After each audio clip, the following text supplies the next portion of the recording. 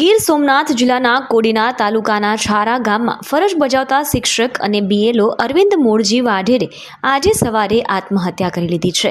તેમણે પોતાના વતન દેવડી ખાતે માનસિક તણાવ અને ઉપલી કચેરીના કામના દબાણના લીધે ફાંસો ખાઈ જીવન ટૂંકાવ્યું હતું। આ ઘટનાથી શિક્ષણ વિભાગની સતત કામગીરીના ભાર અને તણાવ શિક્ષક વર્ગ પર ઘણી અસર અંગે ગંભીર પ્રશ્નો ઊભા થયા છે।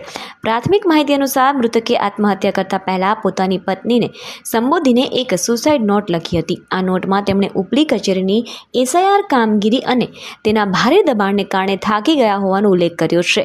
આ દુઃખદ ઘટના બાદ સમગ્ર વિસ્તારમાં શોક અને ચકચાર વ્યાપી ગયો છે। પોલીસે આ મામલે વધુ તપાસ હાથ ધરી છે। એ સર 6 વાગે ઉઠ્યો ને પછી કે હું ચા બનાવી લઉં તો એનો ઘરવાળા કે હું ચા બનાવી દઉં। પછી બાથરૂમમાં કે તમે તારે જાવ કે નાવા ધોવા અને હું એક બાર ચા બનાવી નાખું। એટલે એ બાથરૂમમાં ગયો ને પછી દરવાજો બંધ કર્યો ને દરવાજો ખુલ્લો હતો મેઇન દરવાજો અને એ પંખા ગળા ભળો ખાઈ ગયો અને સીટી લગતો ગયો નીચે।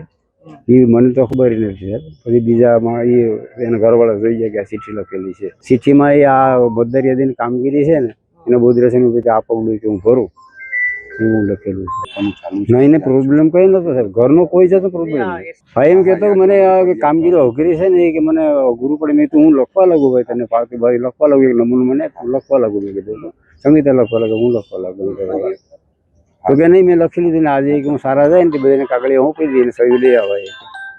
એ પછી થેલો વેલો બધું કમ્પ્લીટ મૂકી રાખ્યો પલંગની બાજુમાં અને સીટી લખતો ગયો। સરકારને બીજું શું કહેવા માંગુ સાહેબ કે મારો જે તારો તો એ ખરી ગયો બરાબર। પછી તો બીજું હું કહું જે સરકારને જે કરવું એમ કરે નહીં। ડિપ્રેશન કહું કોઈ જતું ડિપ્રેશન હા પછી એને આમ રાત્રે જાગવું પડતું એને સતત લખવું પડતું। 1-2 વાગે જાગે સવારે પાછો 9 વાગે તૈયાર થઈને નિશાળે જતો પછી ખાવાનું ભેગું લેતો સાંજે 8-9 વાગે આવે। એ આજે 1 વાગે સૂતો અને સવારે 5 વાગે 5:30 ઉઠે।